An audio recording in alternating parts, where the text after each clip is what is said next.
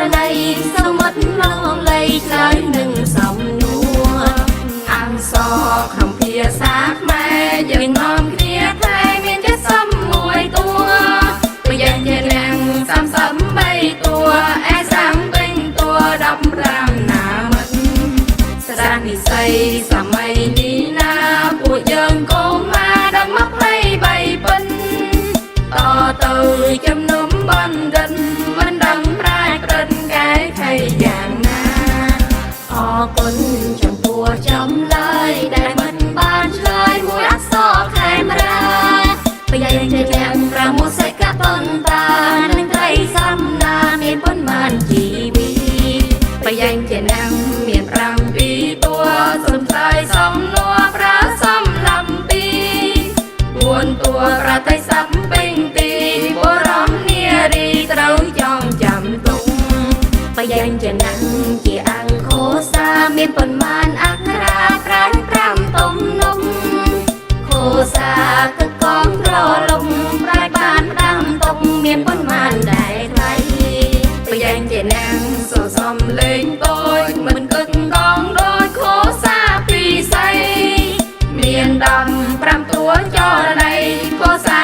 18ឆ្លើយតាមប្រាជ្ញ5អរគុណណាមិត្តសំឡាញ់ខ្ញុំអរតូមនឹងតែខ្ញុំបានស្ដាប់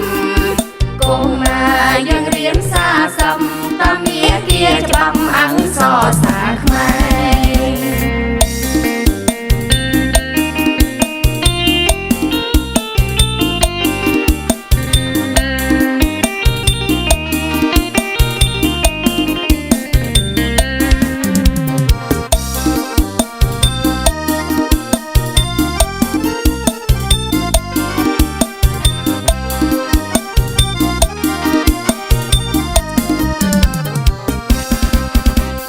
មិនសំសួរបានទេតាមសរខ្មែរមានប៉ុន្មានតួថ្លៃ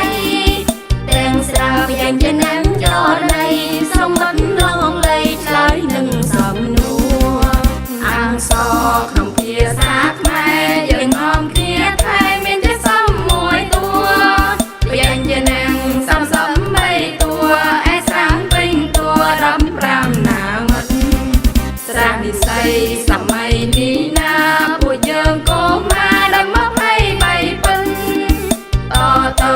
ជំនុំបណ្ឌិតមិនដឹងប្រាជ្ញក្រិតកែខៃយ៉ាងណាអរគុណចំពោះចម្លើយដែលមិនបានឆ្លើយមួយអក្សរខេមរាបញ្ញាជានឹង6សិកតន្តានឹងត្រីសំណាមានប៉ុន្មានជីវិតបញ្ញាជានឹងមាន7តួសំស្ដាយសំប